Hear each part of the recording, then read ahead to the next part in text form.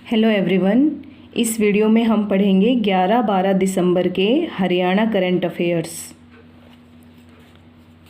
तो देखिए, first one है, हरियाणा में गिरते वोटर लेवल की जानकारी के लिए वोटर एटलस योजना तैयार की गई है। ठीक है, तो हरियाणा में गिरते वोटर लेवल की जानकारी के लिए कौन सी योजना तैयार की गई है? वोटर एटलस योजना तैयार की गई है। इस योजना को दिसंबर के अंतिम सप्ताह में पूरे हरियाणा में लॉन्च कर दिया जाएगा। एटलस के जरिए हर वर्ष राज्य के गिरते भूजल स्तर की जानकारी मिल सकेगी। ठीक है, एटलस के जरिए राज्य के गिरते भूजल स्तर की जानकारी मिल सकेगी। इसके जरिए मिट्टी के कटाव और बारिश के पैटर्न को भी बताया जाएगा। ठीक है, जो एटलस योजना है उसमें क्या क्या जानकारियाँ प्राप्त होंगी ये सब इसमें बताया गया है। HWRA क्या है? हरियाणा जल प्राधिकरण। ठीक है, HWRA ने इसे तैयार किया है और इस कार्य में HARSAC यानी हरियाणा अंतरिक्ष उपयोग केंद्र भी सहयोग कर रहा है। तो एक क्वेश्चन ये भी है यहाँ पे कि HARSAC की फुल फॉर्म क्या है? हरियाणा अंतरिक्ष उपयोग केंद्र। नेक्स्ट क्वेश्चन है, एटलस के जरिए हरियाणा के किसानों को उनके क्षेत्र में जल स्तर को समझने में काफ़ी मदद मिलेगी, यानी कि ये किसानों के लिए भी सहायक होगी। हरियाणा का औसत भूजल स्तर है वो 21.65 मीटर है।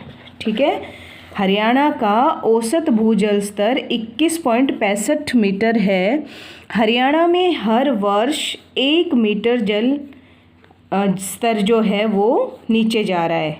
कितना? 1 मीटर। ठीक है, हरियाणा सरकार ने भूजल के स्तर को सुधारने के लिए 2020 में भी एक योजना शुरू की थी, मेरा पानी मेरी विरासत योजना। ठीक है, कौन सी योजना शुरू की थी 2020 में? मेरा पानी मेरी विरासत योजना। इस योजना में लोगों को समझाया गया था, सेमिनार लगाए गए थे कि आप लोग जैसे जो कम पानी में उगती है उन फसलों को उगाइए। जैसे चावल की जगह दूसरी फसल लगाने के लिए प्रेरित किया गया, क्योंकि चावल में तो बहुत ज़्यादा पानी लगता है, उसमें तो खेत में हमेशा पानी भर के रखना पड़ता है।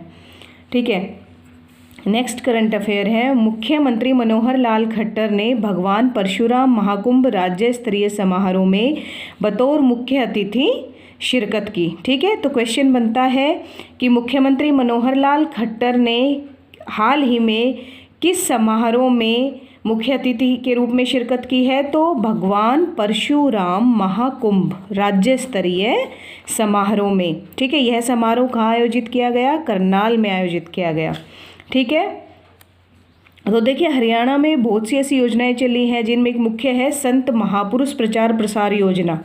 ठीक है, तो इसी के अंतर्गत ये प्रोग्राम भी था। तो इसमें मुख्यमंत्री जी ने ऐलान किया है कि धर्मशालाओं के लिए 31 लाख रुपए दिए जाएंगे। ठीक है, धर्मशालाओं के मेंटेनेंस में उनमें जो सुविधाजनक कार्य होते हैं लोगों के लिए, उनके लिए तो 31 लाख रुपए देने की घोषणा की है। परशुराम सेवा सदन के लिए करनाल में 2000 वर्ग गज का प्लॉट देने की घोषणा की है। ठीक है, तो यहाँ पे क्वेश्चन बनता है, परशुराम सेवा सदन के लिए कहाँ पर 2000 वर्ग गज का प्लॉट देने का ऐलान किया है मुख्यमंत्री ने? करनाल में। ठीक है, या फिर परशुराम सेवा सदन के लिए करनाल में कितनी ज़मीन देने का ऐलान किया है? 2000 वर्ग गज का प्लॉट।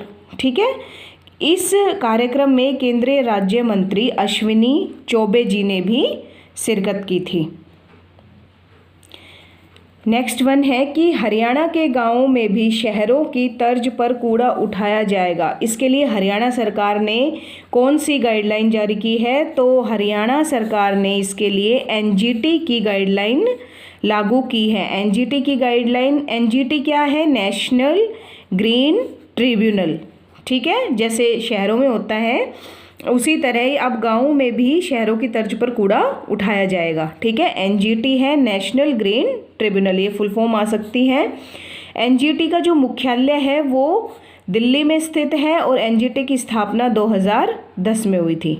ठीक है, तो देवेंद्र बबली जी ने अनाउंस किया था हाल ही में कि हरियाणा में साफ सफाई कार्य को सुचारू रूप से चलाया जाएगा। ठीक है, और उसके लिए पंचायतों को 300 करोड़ के लगभग की राशि दी जाएगी।